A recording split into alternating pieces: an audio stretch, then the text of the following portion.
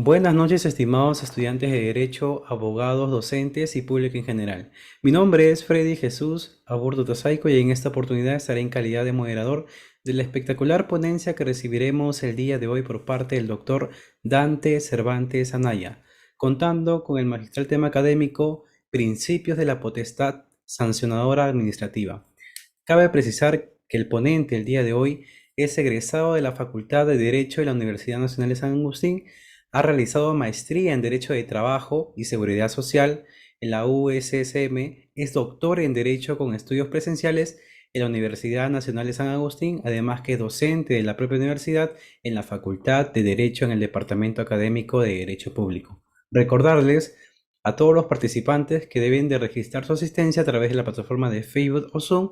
Asimismo, hacer reconocimiento que pueden realizar sus preguntas al finalizar la sesión del día de hoy, ya sea a través del chat o como también se le puede conceder el uso del audio y video. Sean bienvenidos al primer diplomado de actualización de Derecho Administrativo, Gestión Pública y Delitos contra la Administración Pública. Organizado por el Ilustre Colegio de Abogados de Arequipa, se le concede el uso de la palabra, estimado autor. Muchas gracias por estar con nosotros. Bienvenido.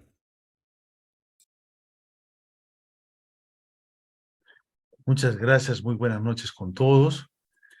En realidad, sin que suene a protocolo o a justificación, debo ofrecerles mil disculpas. Y es que hace media hora que debía estar en la reunión. ¿Me están escuchando, por favor? Sí, estimado autor. Gracias. Estoy medio... Se me ha perdido la grabación. A ver, algo está sucediéndome.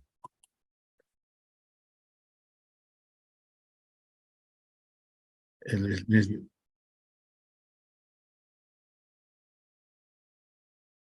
Ahí está, listo. Les decía que hace media hora debía estar aquí para exponer, pero ha habido una manifestación que ha generado un tráfico que no me ha permitido eh, llegar oportunamente, o sea, todo el puente Grau y la bajada de Ayacucho, todo eso estaba saturado. Pero bueno, el tema que nos convoca el día de hoy es sobre el procedimiento sancionador. Los principios del procedimiento sancionador y qué es el procedimiento sancionador. Para esto, y como un adecuado abordaje, pienso que lo más conveniente es establecer cuáles son los regímenes laborales y cuáles son los regímenes que permiten el procedimiento sancionador. Los regímenes laborales en el Perú básicamente son el del Decreto Legislativo 276, denominado Ley de Bases de la Carrera Administrativa del Sector Público, con su reglamento el Decreto Supremo 005, PCM, o sea, Presidencia del Consejo de Ministros del año de 1990. Luego tenemos el de la Ley Servir, la Ley 30.057 y su reglamento que en buena cuenta pretende sustituir al Decreto Legislativo 276. Y para algunas instituciones que cambiaron su régimen laboral en su ley orgánica en la época de Fujimori, tenemos a la Academia Diplomática, tenemos a lo que es el Instituto Peruano de Seguridad Social, ahora ESalud, que está con el régimen del Decreto Legislativo 728, el Poder Judicial y el Ministerio Público y la Contraloría General de la República, que pese a ser instituciones públicas, no están dentro de la ley de bases de la carrera administrativa del sector público, sino están en la ley de productividad y competitividad, que es el Decreto Legislativo 728. Dispositivo legal que se creó con la finalidad de manejar cosas y lucrar, no como en el Decreto Legislativo 276, que estábamos frente a un reemplazo al Estatuto de Escalafón del Servicio Civil para manejar personas y otorgar servicios eficientes y eficaces. Y luego hemos tenido una creación en sustitución de los servicios no personales, mal llamados servicios no personales o locación de servicios, que se instituyó también en la época de Fujimori y que dio como consecuencia el régimen CAS a través del decreto legislativo 1057. este decreto legislativo 1057, que ahora también ha sido objeto de modificaciones por el CAS COVID y que ha generado ahora el CAS con estabilidad laboral, el CAS regular, y entonces en esta bifurcación de servicios, de regímenes laborales, por el decreto legislativo 276, el decreto legislativo 728, el decreto legislativo 1057 y las normas de sus modificaciones, tenemos que se ha unificado todos estos regímenes laborales en la ley Servir y a través de una directiva, la directiva PAT del 2015, modificada por la directiva PAT del 2016 del Tribunal de la Autoridad del Servicio Civil, que establece que tratándose de actos o faltas o presuntas faltas de carácter disciplinario en que hayan incurrido los trabajadores sujetos al decreto legislativo 276, los trabajadores sujetos al decreto legislativo 728, los trabajadores sujetos al decreto legislativo 1057 o CAS, estarán sometidos al mismo proceso administrativo disciplinario. ¿Qué implica esto? Que analicemos la parte sustantiva y la parte adjetiva. La parte adjetiva, ya le hemos dicho, es el proceso administrativo disciplinario previsto en la ley Servir. ¿Y qué establece esta ley Servir? Un proceso administrativo disciplinario, un PAD, que ya no es como antes, en donde había un representante de la entidad, un representante de los trabajadores, ¿no? Y un representante de los trabajadores. Ahora lo que hay es una secretaría técnica. Secretaría técnica que no está encargada exclusivamente a un abogado, que la puede asumir cualquier funcionario público sin tener el título profesional de abogado, porque esto es una facultad de la administración pública. Y sin tener dependencia de la Oficina de Recursos Humanos, da cuenta a la Oficina de Recursos Humanos cuando se lo solicitan, y en algunos casos por la confidencialidad y reserva del proceso disciplinario, inclusive solamente le da información genérica. Esta Secretaría Técnica está conformada por una sola persona y que hace las funciones de órgano instructor, como si fuera el Ministerio Público. Y después pasamos a un órgano sancionador que vendría a ser el equivalente al Poder Judicial para que se imponga la sanción respectiva. Esto ha dado lugar, a su vez, a términos de prescripción que ahora, en un adelanto especial, tenemos que la potestad sancionadora prescribe en un plazo largo de 3 años, en un plazo mediano de 12 meses y en otro plazo de 12 meses, cuando la autoridad respectiva o la Oficina de Recursos Humanos tomó conocimiento de la presunta falta de carácter disciplinario. Ahora bien, dicho esto, tenemos que asumir que el procedimiento sancionador a su vez se ha dividido en dos, en procedimiento sancionador administrativo laboral y en procedimiento administrativo sancionador por responsabilidad funcional o PAS. PAS que está a cargo de la Contraloría General de la República. Y a su vez existe un procedimiento sancionador de carácter comercial, de carácter civil, para sancionar a personas naturales o jurídicas tratándose de situaciones que no son de carácter laboral, sino que son de carácter comercial o de carácter civil, como cuando se imponen multas a personas jurídicas o a personas naturales. Entonces, el procedimiento sancionador tiene una bifurcación que puede hacerlo parecer algo complejo y que puede generar instituciones y reglamentos respecto de los cuales se ha generado toda una especialización. Entonces, vamos a hablar ahora del procedimiento sancionador de carácter general previsto en la LPAC 27.444 y cuáles son sus principios. En efecto, la potestad sancionadora solo se atribuye por ley. ¿Qué quiere decir esto? que no podemos establecer un proceso sancionador por disposiciones inferiores al rango de ley. La pregunta es, ¿podría entonces establecer un procedimiento sancionador por una ordenanza regional o por una ordenanza municipal que tienen jerarquía de ley? Mi respuesta es que no, porque eso significaría que por cada región o por cada municipalidad podría haber un procedimiento sancionador y tendríamos más de 1.300 procedimientos sancionadores, cuando de lo que se trata es de homogenizar.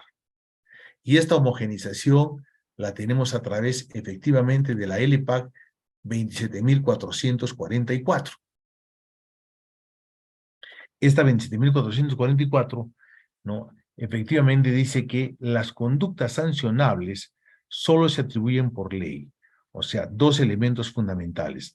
La potestad sancionadora solamente es por ley y la tipificación también solamente es a través de una ley, ¿no? Es poco frecuente entonces que por ley se determinen conductas sancionables a los administrados. Y en todo caso, estos reglamentos internos de ninguna manera podrían distorsionar el sentido amplio, ¿no?, o distorsionar el sentido de la norma. Ahora bien, ¿cuál es el ámbito de aplicación de acuerdo con el artículo 247 de la LPAC 27.444?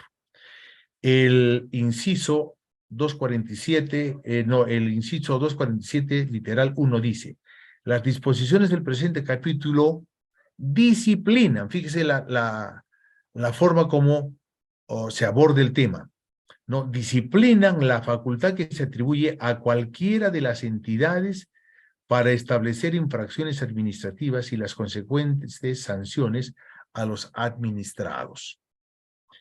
Entonces, ¿qué quiere decir el legislador con esto de que se está disciplinando la capacidad o la potestad que tienen las instituciones públicas, que tienen que someterse en primer lugar a estas disposiciones? No pueden inventar otras o no pueden generar situaciones en un ámbito de analogía.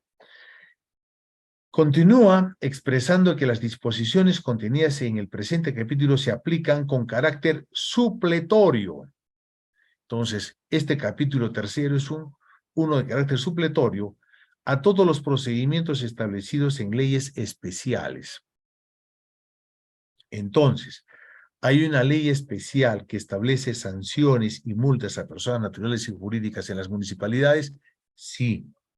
Los vacíos de estas normas pueden ser suplidas por la LPAC 27.444 como norma supletoria, también. Los procedimientos tributarios también están establecidos en la LPAC 27.444. Los que deben observar necesariamente los principios de la potestad sancionadora administrativa a que se refiere el artículo 248. De ahí entonces que es importante que nosotros analicemos cuáles son estos principios del procedimiento general de la potestad sancionadora administrativa. Y vamos a encontrar que de pronto están utilizando la misma terminología que los principios del título preliminar de la ley 27.444, pero tienen otro contenido. Así, por ejemplo, el principio de legalidad del título preliminar de la ley 27.444 establece que los funcionarios públicos tienen el deber de hacer respetar la Constitución, la ley y el derecho. Sin embargo, en el artículo 248 del Decreto Supremo 004-2019 como reglamento, como texto único ordenado de la 27.444, se establece un contenido diferente. ¿Qué es la legalidad tratándose de la potestad sancionadora? Establece que solo por norma con rango de ley cabe atribuir a las entidades la potestad sancionadora. Entonces, si nos preguntan en un examen qué es la actividad sancionadora administrativa, tendríamos que decir que es una potestad.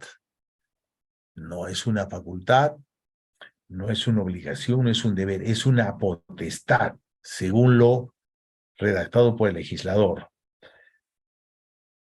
Y la consiguiente previsión de las consecuencias administrativas que a título de sanción son posibles de aplicar a un administrado, las que en ningún caso habilitarán a disponer la privación de la libertad.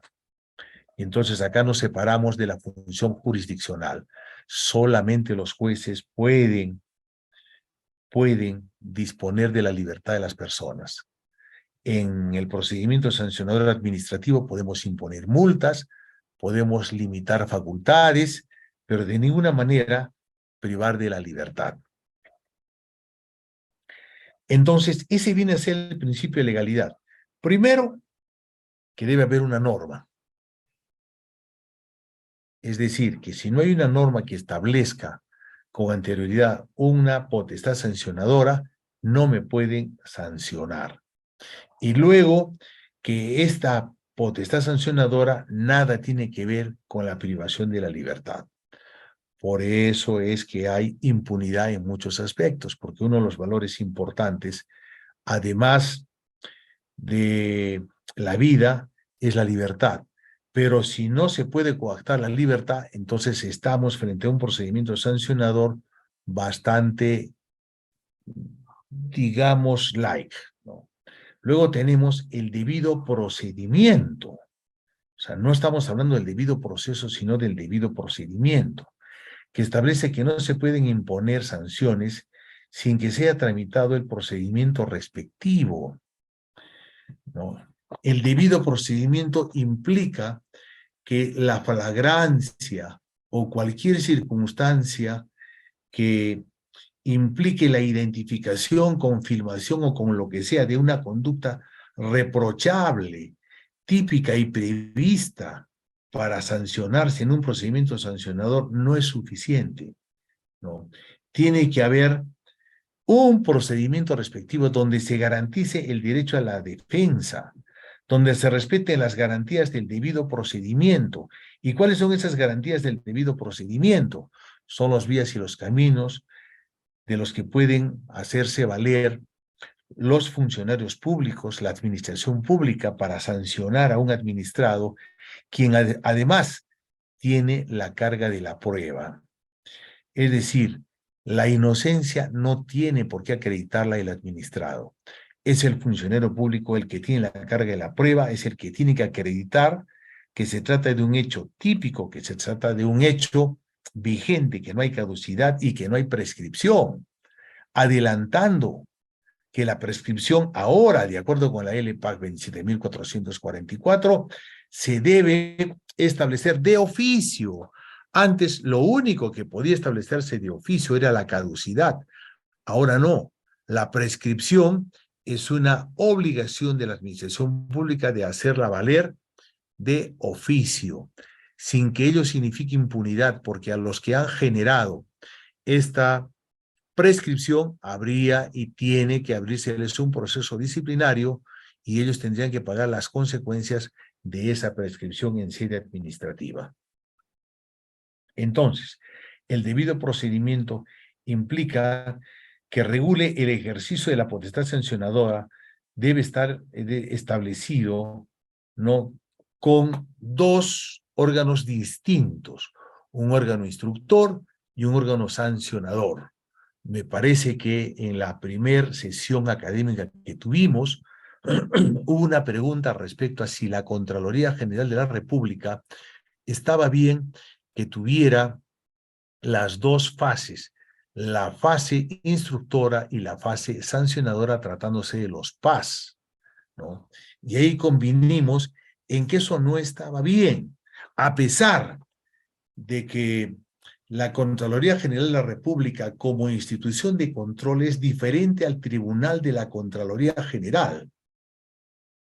Entonces, encontramos que hay dentro de la Contraloría dos órganos distintos, un órgano instructor y un órgano sancionador que viene a ser el tribunal, y que este tribunal también tiene facultades para resolver los recursos de reconsideración o apelación que se planteen contra las sanciones impuestas por la Contraloría General de la República. Y esto a su vez generó otra pregunta más. Si estaba bien que la Contraloría General de la República no asuma una función instructora y sancionadora en primera instancia, y en segunda instancia recién lo ve el Tribunal de la Contraloría. Es decir, le habríamos dado a la Contraloría General de la República una facultad superior a la prevista en el artículo 248 de la Ley 27.444 y superior a los principios previstos en la Constitución Política del Estado. Bien, entonces, en conclusión, ¿qué tenemos?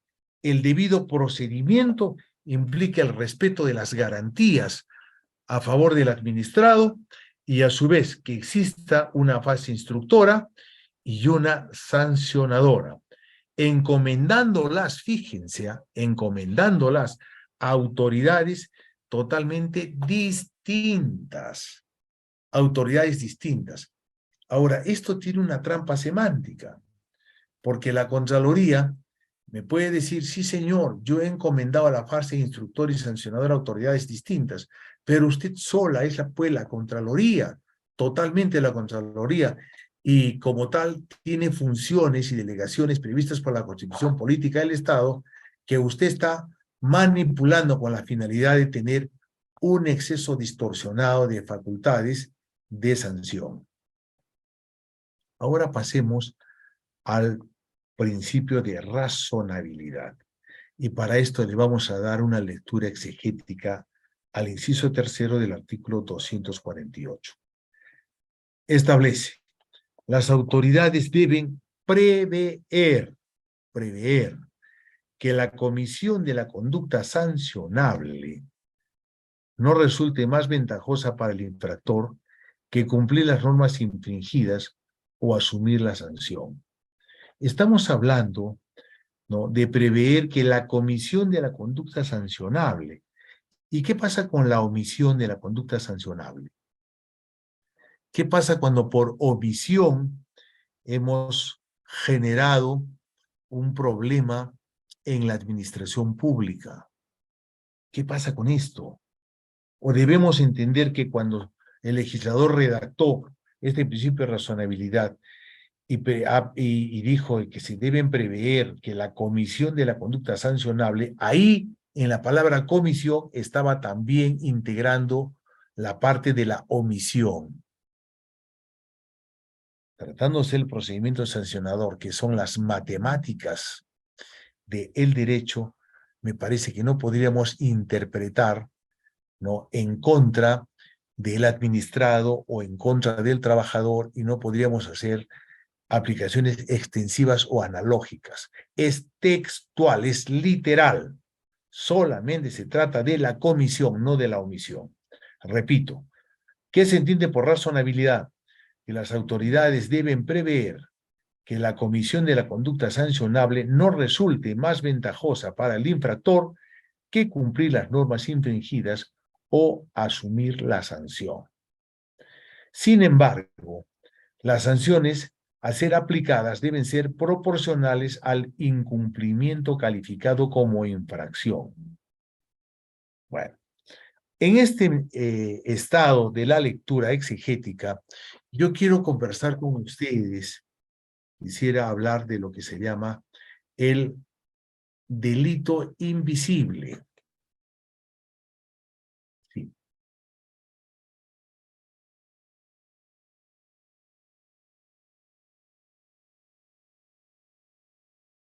No estoy compartiendo pantalla en este momento, por eso es que estoy aperturando mi cámara para que podamos hacer respecto a esto una exposición dialogada.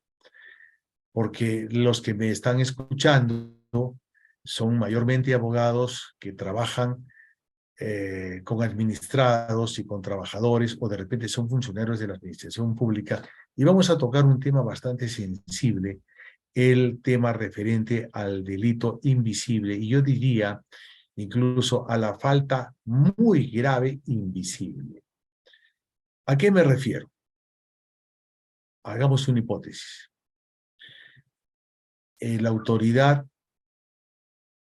encargada a un alcalde o un gobernador regional, fíjense que ahora los gobernadores regionales están siendo detenidos, y es que, no sé si lo saben, haciendo un paréntesis, pero hay un decreto legislativo, si no mal recuerdo, un decreto legislativo 1069, por la cual se ha establecido que los operadores telefónicos tienen la obligación de tener un banco de información, tienen la obligación de grabar todos nuestros contactos, toda nuestra información verbal, nuestros WhatsApp, nuestros correos electrónicos durante 5 años.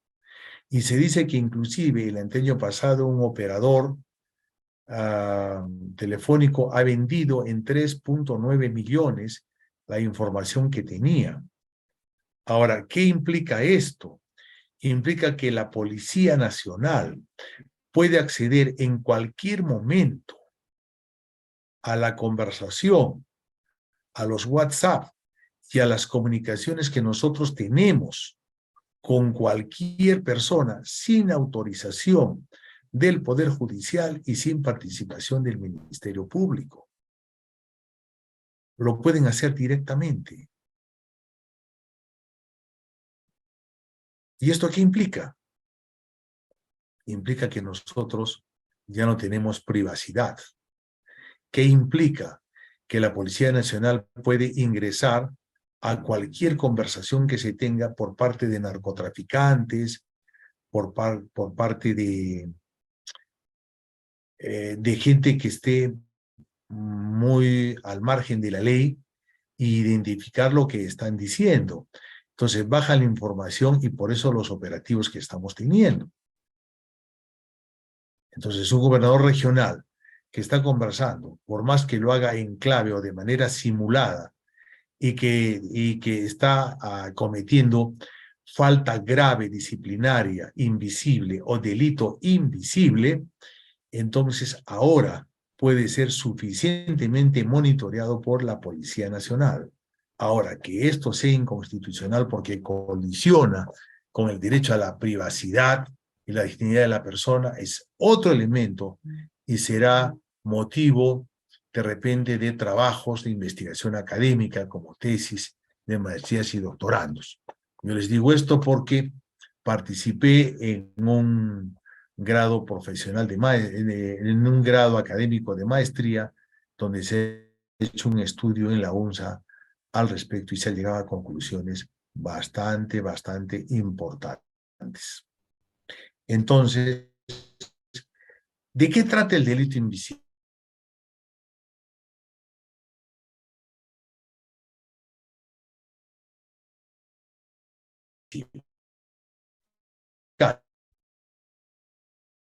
En canon, en canon minero o en otros grados, y por actitud no lícita. Entonces, ¿qué hago? Hago que el Consejo Municipal declare que en los cargos de los 4 pilares de la administración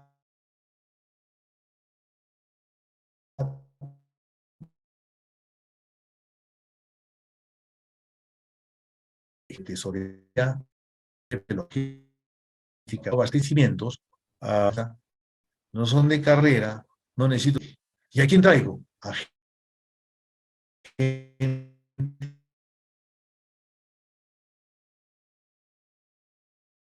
así. Yo quiero y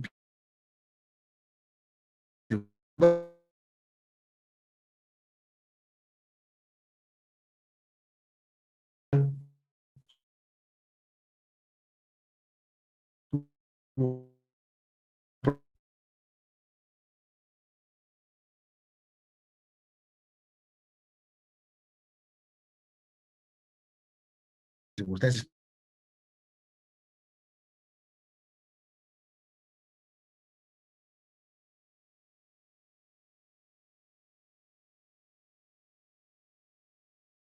mira, si a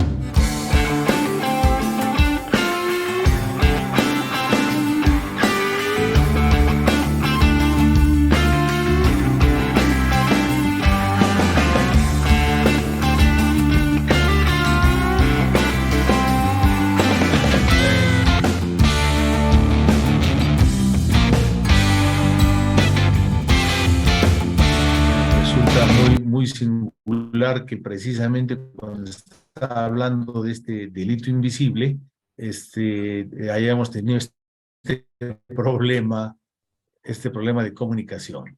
Bueno, les decía que se pueden dar instrucciones para que se viole la ley de contratación con el Estado de carácter verbal, se operativiza para una persona que se va a llevar probablemente 1.000.000 o 1.500.000 de soles o de dólares, y las consecuencias van a ser que va a ser destituido y que se va a ir muy feliz a su casa, porque la destitución implica que en los 3 o 4 años que trabajó, le tienen que pagar de repente una CTS que no pasa de unos 10.000 o 15.000 soles, pero el millón de soles que le dieron de manera ilícita, ya lo tiene. Entonces, esto no resulta razonable, ¿no? O sea, destituir a una persona que se ha llevado 1.000.000 de soles o que se ha apropiado de la caja chica como tesorero de más de 200.000 o 300.000 soles, y este es un caso real, que yo lo he visto en una institución pública y que por razones éticas no puedo revelar su nomen juris, pero que sí ha sucedido. En todo caso, estamos hablando de que este principio de razonabilidad establece que las conductas, la comisión de la conducta sancionable no debe resultar más ventajosa, pero en la realidad sí está resultando más ventajosa y establece que debe haber una graduación en base a elementos especiales. ¿Cuáles son esos elementos especiales? Que se tenga en cuenta el beneficio ilícito resultante por la comisión de la infracción. El beneficio ilícito resultante por la comisión de la infracción. Pero, ¿y si ese beneficio ilícito no puede ser cuantificable en su verdadera dimensión, en su verdadera magnitud? Pasamos al siguiente elemento, la probabilidad de detección de la infracción. O sea, si la persona se autoculpa o si la persona trata de el mismo darle una solución, tiene capacidad de enmienda, que es lo que no sucede comúnmente, entonces tenemos otro elemento para graduar, ¿no?, el quantum de la sanción que se va a imponer, ya sea por multa, en algunos aspectos, por suspensión o por destitución, tratándose de trabajadores. El otro elemento es la gravedad del daño al interés público o bien jurídicamente protegido. Recuerden, es distinto el interés del Estado, el interés del gobierno, a el interés público, ¿no? Pero es un elemento también a tener en cuenta. Ahora, es un elemento también subjetivo. ¿Quién valora esta gravedad al interés público? Lo valora la autoridad sancionadora. Y esa autoridad sancionadora tiene elementos. ¿Cuáles son esos elementos? Los elementos de su condición moral, de su condición ética, de su formación jurídica o de su formación con influjo social por el medio en que se ha desenvuelto. El otro elemento es el de el perjuicio económico causado. ¿Cuál es el perjuicio económico causado? Porque hay un perjuicio económico de carácter directo, indirecto, ¿no? Es un perjuicio económico no solamente a la administración pública, sino a terceros, y de pronto la persona resulta habiendo trabajado con testaferros, y entonces esta facultad que tiene la Policía Nacional en base a este decreto legislativo de participar o de verificar las comunicaciones telefónicas, en ese sentido me parece que lamentablemente es importante, es gravitante para combatir la corrupción en nuestro país.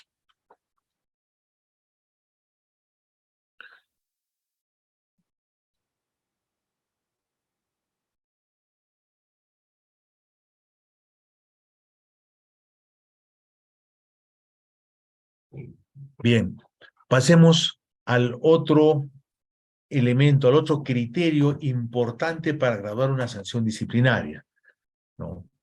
La circunstancia, dice, de la comisión de la infracción. ¿En qué circunstancias se cometió? Hay algunos atenuantes, hay algunos agravantes, y la reincidencia por la comisión de la misma infracción dentro del plazo de 1 año desde que quedó firme la resolución que sancionó la primera infracción. Es decir, que aquí estamos frente a la necesidad de distinguir entre reiterancia y reincidencia, entre cometer la misma infracción, o sea, llego tarde todo el tiempo, o de pronto falto el respeto al superior, de pronto incurro en negligencia, incumplo algunas otras normas. Entonces ahí estaríamos frente a dos figuras distintas, pero el criterio que nos ha tocado analizar en este artículo 248 es el de la reincidencia. El otro elemento es el de la existencia o no de intencionalidad en la conducta del infractor. O sea, hay o no hay dolo, hay o no hay culpa, hay o no intención de generarle daño al interés público en beneficio propio, hay o no intención de generar perjuicio económico a terceros o a la administración pública en beneficio de la persona y de sus familiares. Estamos hablando, por ejemplo, del nepotismo. Yo genero las condiciones indirectas para que un familiar mío pues haga determinadas cosas, desempeñe determinado cargo. En un momento se juzgó, por ejemplo, a un ministro porque había hecho ingresar a más de 17 familiares durante su periodo de ministro, ¿no? El nepotismo indirecto.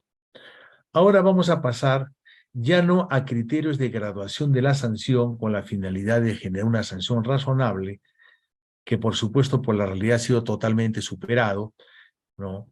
En sentido negativo, no en sentido positivo, sino vamos a pasar a la tipicidad. ¿Qué entendemos por la tipicidad? En materia penal es de una forma y en materia administrativa se establece que solo constituyen conductas sancionables administrativamente las infracciones previstas expresamente en normas con rango de ley, mediante su tipificación como tales, sin admitir interpretación extensiva o analógica. Repito, estamos frente a las matemáticas del derecho. No tiene que haber interpretación extensiva, no tiene que haber interpretación analógica, tiene que ser todo objetivo. Sin embargo, el procedimiento sancionador es subjetivo. Las disposiciones reglamentarias de desarrollo pueden especificar o graduar aquellas dirigidas a identificar las conductas o determinar sanciones, sin constituir nuevas conductas sancionables a las previstas legalmente, salvo los casos en que la ley o el decreto legislativo permita tipificar infracciones por normas reglamentarias, lo que tiene, por ejemplo, la SUNAT, ¿no? Lo que tiene la Contraloría General de la República. Añade el legislador que a través de la tipificación de infracciones no se puede imponer a los administrados el cumplimiento de obligaciones que no estén previstas previamente en una norma legal o reglamentaria según corresponda. Recuerdo mucho al respecto que el Tribunal Constitucional estableció que en el decreto legislativo 276 habían dos incisos. El inciso A, referido a incumplimiento de norma y reglamento, y el inciso C me parece referido a negligencia en el desempeño de las funciones. Y los consideró como tipificaciones de carácter muy general, que requerían de normas de desarrollo reglamentario y que por lo tanto todas las sanciones que se habían impuesto en base a estos incisos quedaron nulas, quedaron sin efecto y se generó impunidad, inclusive se generaron prescripción de actos irregulares en la administración pública en su oportunidad. La pregunta es, ¿podríamos esa sentencia del Tribunal Constitucional ahora para aplicarse a la ley 30.057, teniendo en cuenta que tienen la misma tipificación, incumplimiento de norma y reglamento y negligencia en el desempeño de las funciones, y que no ha previsto la diferencia entre negligencia, imprudencia e impericia? Me parece que sí. ¿Eso favorece a los abogados que defendemos a los administrados? Sí. ¿Perjudica a la administración pública cuando no tipifica bien? Sí. ¿Genera impunidad? Sí. ¿Puede generar indefensión? También. Cuando no hay la suficiente experiencia, el expertise necesario en el abogado que está defendiendo en esos casos. Pasemos ahora entonces al otro principio, el principio de la irretroactividad. Establece el artículo 248, inciso quinto, son aplicables las disposiciones sancionadoras vigentes en el momento de incurrir el administrado en la conducta a sancionar, salvo que las posteriores le sean más favorables. Entonces, ¿qué tenemos aquí? Tenemos una situación muy importante. ¿No? Hay que tomarle una fotografía sustantiva y adjetiva en el momento de los hechos al problema planteado, porque son estas normas las que le van a ser aplicadas al administrado, salvo que las posteriores sean más favorables. ¿Esto es retroactividad benigna de la norma? Yo creo que no, es más bien es una ultraactividad benigna de la norma, ya que de acuerdo con la Constitución Política del Estado solamente hay retroactividad benigna en materia penal, no en materia administrativa. Se agrega que las disposiciones sancionadoras producen efecto retroactivo en cuanto favorecen al presunto infractor o al infractor, tanto en lo referido a la tipificación de la infracción como a la sanción y a sus plazos de prescripción, incluso respecto de las sanciones en ejecución al entrar en vigor la nueva disposición. Entonces, ¿existe efecto retroactivo realmente o es un efecto ultraactivo de la norma anterior? Yo diría que hay las dos cosas. Hay un efecto ultraactivo positivo si es que la norma del momento de los hechos es más favorable, y hay un efecto retroactivo de aplicación de la norma posterior si es que es más favorable al administrado. Esto solamente tratándose de procedimientos sancionadores, no es para los demás procedimientos o de evaluación previa, de evaluación automática, que se han establecido en la LPAC 27.444. Pasemos entonces ahora al concurso de infracciones. Establece que cuando una misma conducta califique como más de una infracción, se aplicará la sanción prevista para la infracción de mayor gravedad. ¿Está bien eso? ¿Opinarían ustedes que eso es correcto? Si hay un concurso real o un concurso ideal de delitos en materia penal en el Perú, ¿se suman las sanciones? Como en Estados Unidos, en las que se puede sentenciar a una persona a 100 o 150 años de prisión. En materia administrativa, en el procedimiento sancionador, que es muy paralelo al procedimiento penal, tenemos que no. Tenemos que, cuando hay un concurso de infracciones, solamente se puede sancionar con la infracción, con la sanción más alta de todas estas, en base a este principio, ¿no?, de concurso de infracciones. Pasemos al principio de continuación de infracción. Establece que para determinar la procedencia de la imposición de sanciones por infracciones en las que el administrado incurre en forma continua, se requiere que hayan transcurrido por lo menos 30 días hábiles desde la fecha de la imposición de la última sanción, y que se acredite haber solicitado al administrado que demuestre haber cesado la infracción dentro de dicho plazo. Las entidades bajo sanción de nulidad no podrán atribuir el supuesto de continuidad o la imposición de la sanción respectiva en los siguientes casos. Primero, cuando se encuentre en trámite un recurso administrativo interpuesto dentro del plazo contra el acto administrativo mediante el cual se impuso la última sanción administrativa. Eso es convertir a los recursos administrativos en mecanismos dilatorios de la sanción. Eso implica la necesidad y la obligación de que todos los administrados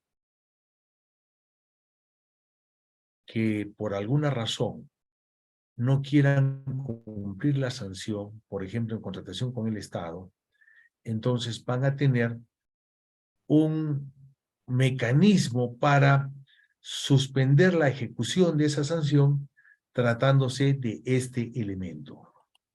Repito, que no se considera continuación de infracción cuando haya en trámite un recurso administrativo interpuesto dentro del plazo. Otro elemento, cuando el recurso administrativo interpuesto no hubiera recaído en acto administrativo firme. ¿Cuándo hay un acto administrativo firme? Cuando ya venciera el plazo de los 15 días para poder ser impugnado. Entonces, si tenemos un recurso administrativo interpuesto fuera de plazo, evidentemente se ejecuta la sanción.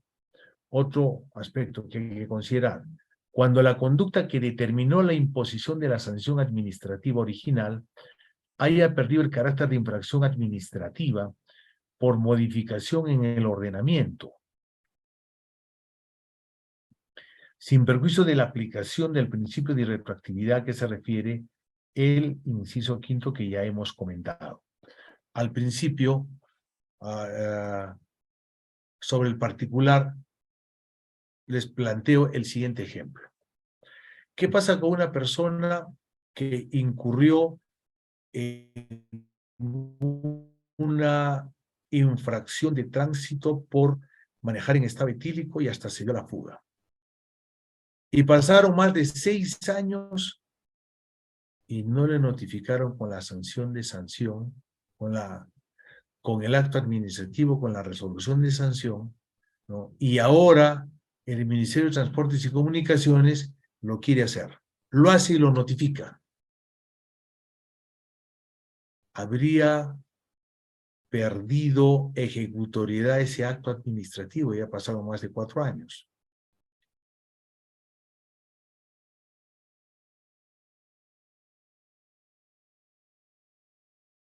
Y entonces estamos frente a un problema de que una conducta que determinó la imposición de la sanción administrativa original ha perdido el carácter de infracción administrativa o estamos frente a un caso de inejecutoriedad de un acto administrativo.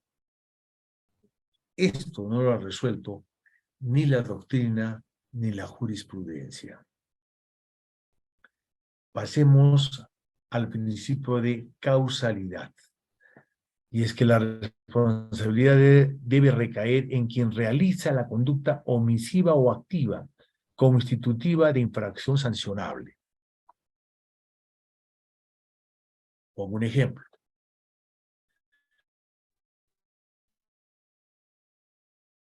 Local en la avenida Dolores. Ese local lo alquilo para que se instale ahí un negocio de venta de tacos o sándwiches, con una autorización para funcionar hasta las 10 de la noche. Pero la persona que lo administra, a su vez lo subalquila a otra persona, que amplía la autorización para expender licor hasta las 2 de la mañana. Y este señor contrata a un administrador para que funcione, haga funcionar ese local.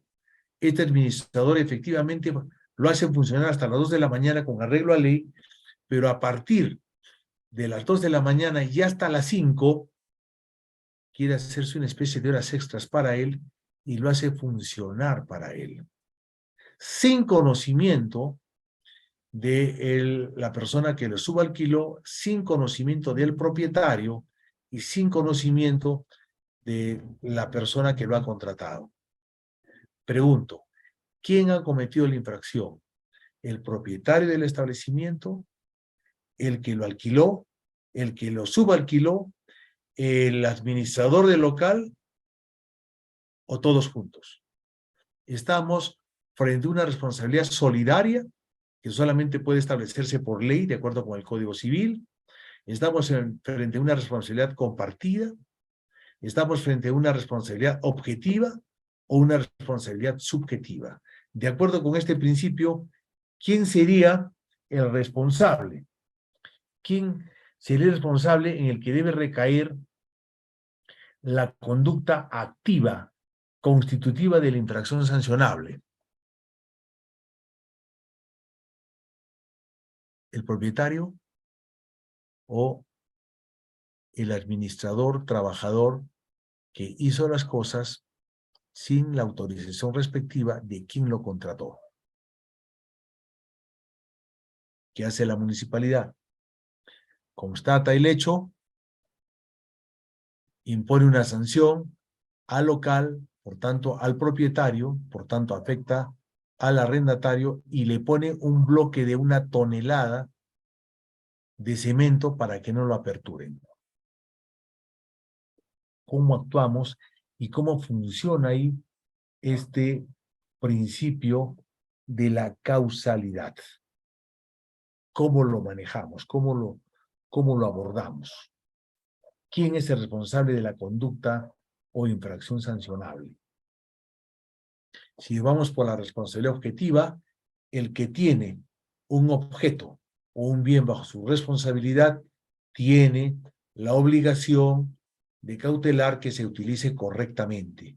Y si no se hace, aunque no tenga conocimiento, es responsable de esta conducta, digamos, omisiva o activa. Pasemos al principio de licitud. Establece que las entidades deben presumir que los administrados han actuado apegados a sus deberes, mientras no cuenten con evidencia en contrario. Las entidades deben presumir que los administrados han actuado apegados a sus deberes. ¿Cuándo la administración pública debe presumir? O sea, es una presunción juris tantum, ¿no?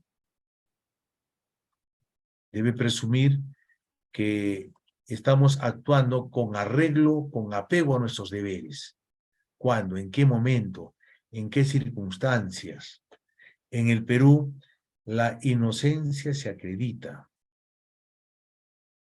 No es como la Constitución dice, que tienen que demostrarme la infracción, tienen que demostrarme el hecho incorrecto. Entonces, este principio de licitud permite que la administración pública más bien piense al revés. Pongo el siguiente ejemplo. Se trata de una persona que necesita diálisis porque los riñones se le están apagando, se le están malogrando. Entonces dice, ¿qué hacemos? La diálisis es muy cara, hay que hacerle diálisis 3 veces al mes, después 2 veces a la semana y es carísimo.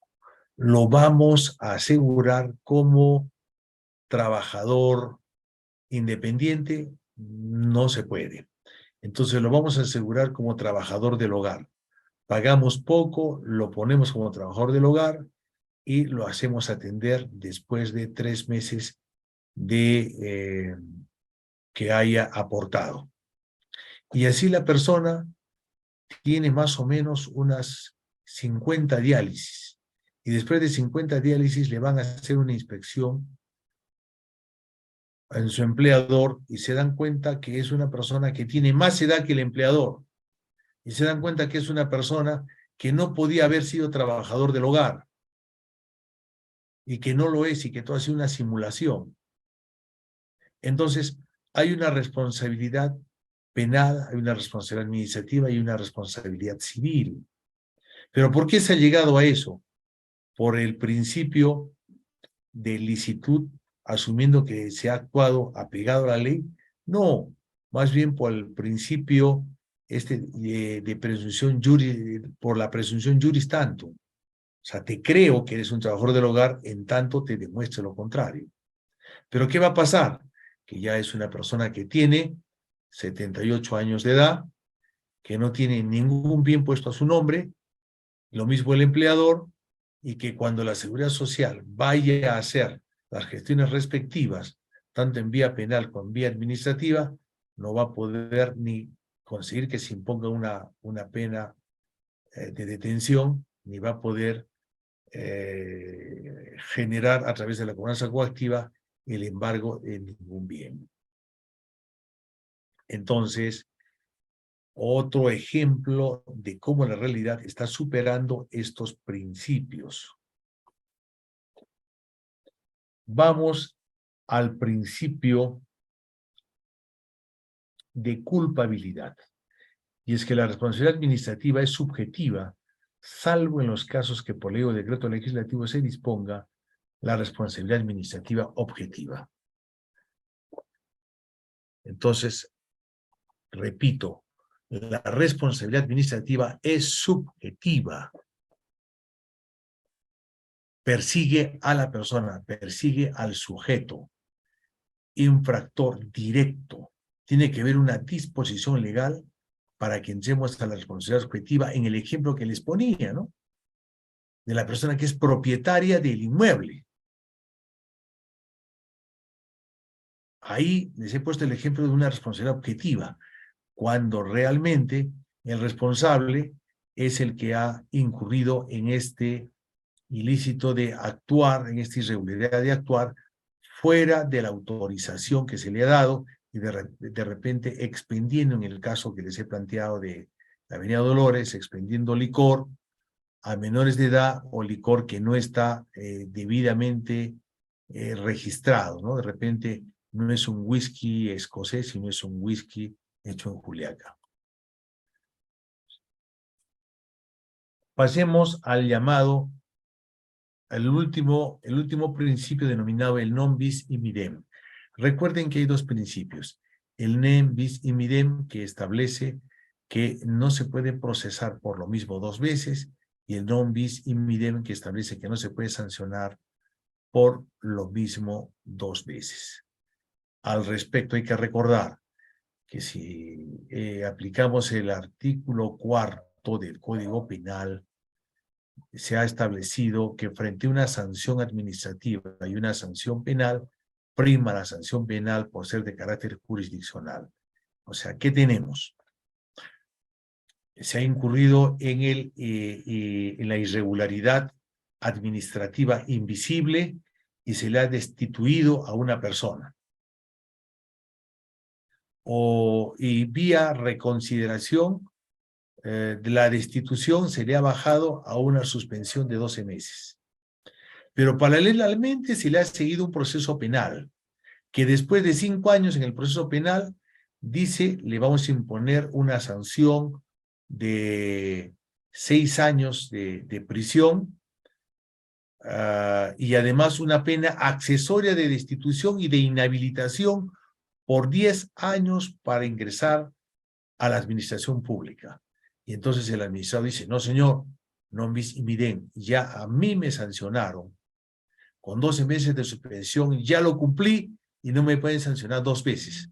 No señor, porque el Código Penal establece en su artículo 4 del título preliminar que frente a lo administrativo y lo penal, prima lo penal, lo jurisdiccional, y por tanto le aplico esta pena accesoria. Con esto habríamos dado la culminación a lo que es el análisis de los principios del procedimiento sancionador, y dada la hora que tenemos, vamos a pasar a la parte de las preguntas, las participaciones y las opiniones de los distinguidos colegas que han tenido la gentileza de escucharme.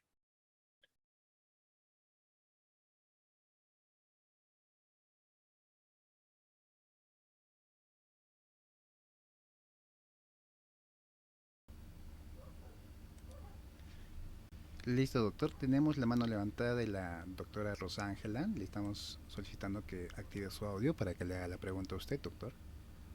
Buenas noches, Adelante, doctora doctor. Rosángela. ¿Cómo está?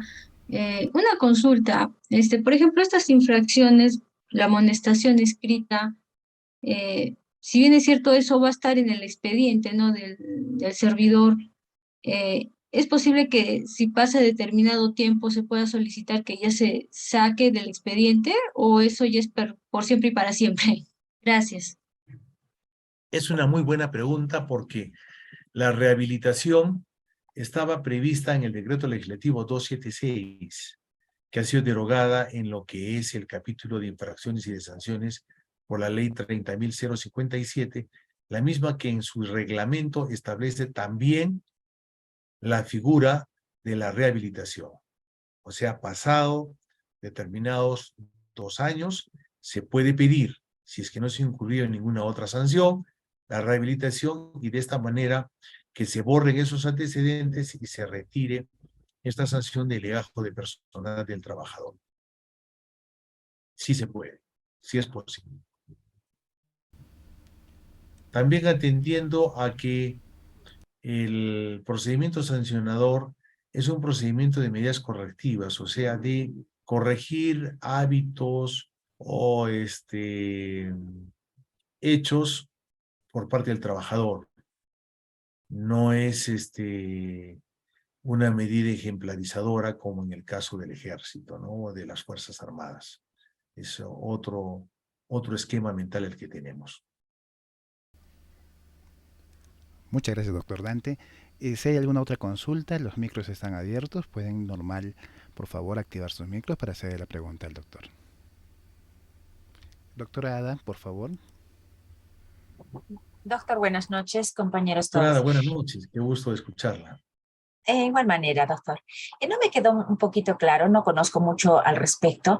El tema del proceso sancionador, ¿se refiere al procedimiento administrativo disciplinario o es otro? Bueno, tenemos 3 procesos sancionadores clásicos y básicos. El disciplinario para los trabajadores, Bien. cuyas sanciones están en la ley Servir.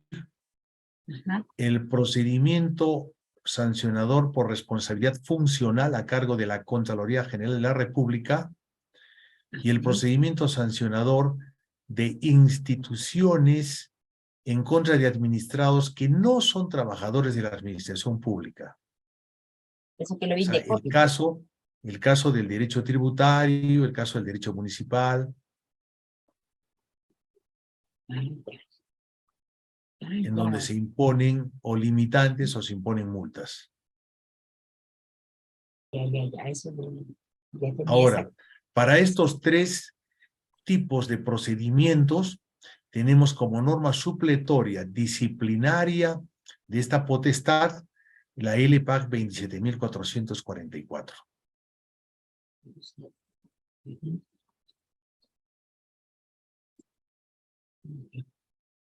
Muchas gracias, doctor. O sea, tenía esa Gracias duda de por la cuál. pregunta, doctora.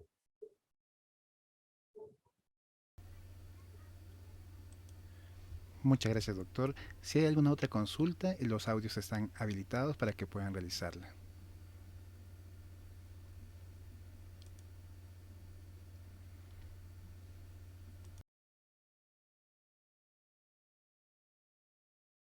Doctora Rosángela, por favor.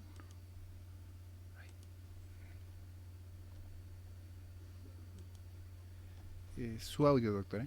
Para completar la pregunta, por ejemplo, ese escrito se tendría que presentar al área de recursos humanos de la misma entidad, ¿verdad? Y en el supuesto de que el trabajador ya no esté laborando en la entidad, igual tendría que presentarlo en la misma entidad de recursos humanos o dónde tendría que solicitarlo. O sea, en sí son 2 preguntas. Uno cuando trabaja en la entidad y otro cuando deja de laborar en la entidad, ¿no? Para pedir esa rehabilitación y que se le borre, ¿no? Esa amonestación escrita. Bueno, la pregunta es excelente porque el procedimiento sancionador laboral se aplica tanto a trabajadores como a ex trabajadores. Y la prescripción también es distinta para trabajadores como para ex trabajadores. Ahora, en cuanto a la rehabilitación, la ley no hace ningún distingo entre trabajador y ex trabajador. Simplemente establece el requisito de los 2 años. En los primeros 2 años se puede pedir la rehabilitación. Ahora, ¿dónde se presentaría? Efectivamente, ante el titular de la entidad o ante la Oficina de Recursos Humanos o quien haga sus veces si tiene delegación de facultades.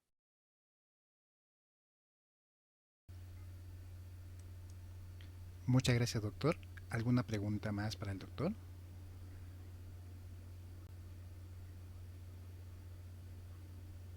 Damos pase al doctor Freddy.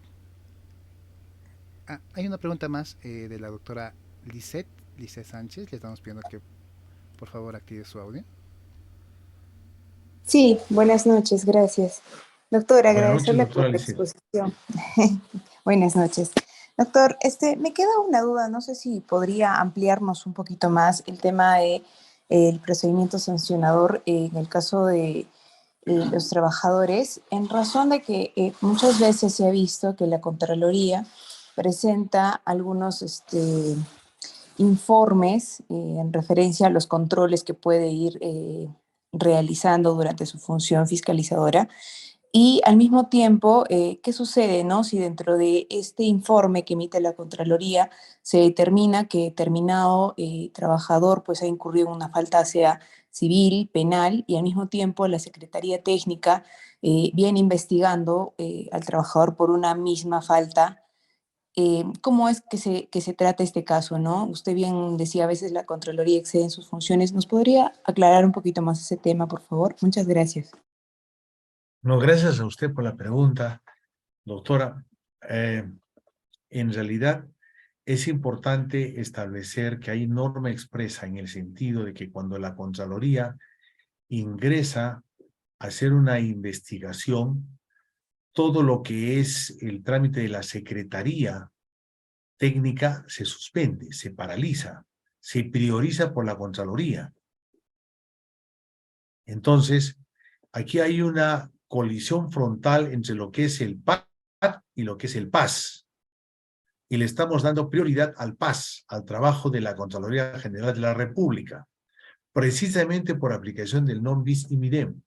Porque puede suceder que por los mismos hechos se esté haciendo un proceso disciplinario a través de la Secretaría Técnica y se llegue, por ejemplo, a una sanción de 6 meses de suspensión. Y por los mismos hechos se esté siguiendo un procedimiento de responsabilidad funcional entre la Contraloría y se llega por una sanción superior, inferior o similar. Entonces, ahí el trabajador podría plantear el non bis in idem y podría decir, señores, ya la Secretaría Técnica me procesó, ya me sancionaron, incluso cumplió mi sanción y ustedes no me pueden sancionar 2 veces. Ya el PAS ya no funciona, ya no puede haber acá responsabilidad funcional cuando me han establecido responsabilidad administrativa. Entonces hay que tener mucho cuidado. Si estamos en condición de funcionarios públicos, tenemos que rápidamente suspender las actuaciones de la Secretaría Técnica y darle luz verde a lo que hace la Contraloría General de la República. Pero si estamos como defensores del trabajador, ¿qué tendríamos que hacer? Más bien, tratar de apurar a la Secretaría Técnica para que imponga la sanción y que el trabajador cumpla con la sanción y después plantear frente a la responsabilidad funcional del PAS, plantear el non bis in idem, ¿no? O sea, es cuestión de estrategia, pero también de calidad moral, ¿no? El abogado que defiende lo incorrecto, defiende lo indefendible, defiende lo imposible y utiliza tecnicismos y argucias para salvar a personas de sanciones disciplinarias, de salvar a las personas que han incurrido en actos reñidos, en actos incorrectos, ¿no? Ahora, hay que tener en cuenta también que el procedimiento sancionador es chiquito, o sea, dura 45 días, sin embargo, el proceso penal por los mismos hechos demora 4 o 5 años. Entonces, los presupuestos fácticos y jurídicos del procedimiento sancionador PAS y PAT no pueden ser los mismos de los argumentos y los elementos que se tienen en cuenta para la vía penal. No puede ser lo mismo, o sea, ahí tiene que haber una coordinación estrecha entre el procurador, el asesor legal, para que no se incurran en esas desinteligencias, sino tanto el proceso penal como el administrativo pueden tener dificultades. Muchas gracias, doctor. Tenemos una pregunta más que nos han hecho llegar por chat. Se la leo, es de la participante Zeneida. Indica, ¿cómo se efectiviza la sanción de ex trabajadores? Bueno, si al trabajador se le ha dado las gracias por los servicios prestados, se le cambia las gracias por la sanción de amonestación escrita y se le retira de la resolución de cese ese segundo párrafo de las gracias, ¿no? Si es una sanción mayor, igual. Y si se le está impidiendo el acceso a la administración pública como pena accesoria, entonces el trabajador ya no podría postular a otra institución pública, salvo que se trate de una persona que tiene más de 70 años, ¿no? En la cual lo único que se puede hacer es cambiarle el parrafito ese de la resolución de sanción de las gracias por el de la sanción.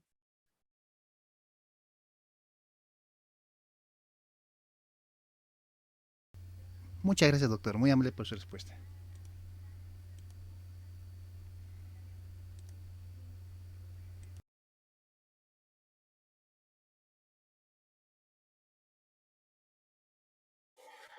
Muchas gracias, estimado doctor Dante Cervantes Anaya, por haber absuelto las preguntas el día de hoy. De igual manera, le agradecemos a usted, doctor, por haber sido partícipe en la conferencia didáctica, contando con el tema Principios de la Potestad Sancionadora Administrativa. Le deseamos de parte del Ilustre Colegio de Abogados de Arequipa y de toda la organización de diplomados los mejores deseos profesionales para usted. Gracias por todo su tiempo académico que nos está dedicando en el transcurso de estas semanas intensivas académicas, así como también por contribuir con nuevos y mejores conocimientos en nuestra constante preparación profesional.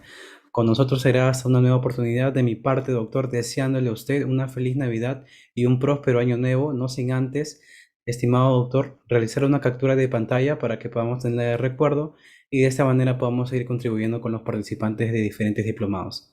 Muchas gracias, doctor, y bendiciones para usted. Buenas noches. Muchas gracias. Lo consiguiente para usted, doctor Freddy Jesús, y para todos los que me han escuchado. Estoy muy, muy contento de haber trabajado en este diplomado. Ojalá que tengamos oportunidad de continuar teniendo estos refrigerios académicos y en todo caso, sin ningún tipo de limitante, quedo a disposición de todos ustedes. Cualquier consulta, cualquier coordinación que requieran los colegas, mi teléfono es el 95-999-5108. Estoy a vuestra disposición, les deseo muchas bendiciones y que pasen una linda Navidad y un próspero año nuevo. Muy buenas noches. Muchas gracias, doctor. A todos los participantes del diplomado se les habilita para que puedan encender sus cámaras y de esta manera tomar la captura de pantalla, por favor. Muchas gracias, doctor Luis, doctora Dayane, doctora Sharon, doctor Chambi, doctora Jimena. Muchas gracias a todos los que están encendiendo sus cámaras. Se les va a hacer una foto de recuerdo en la captura. Correcto. Excelente. Muchas gracias, doctor, y reiterar mi agradecimiento a usted. Buenas noches y muchas bendiciones para usted. Gracias, doctor. Gracias, buenas noches. Cuídese mucho. Gracias.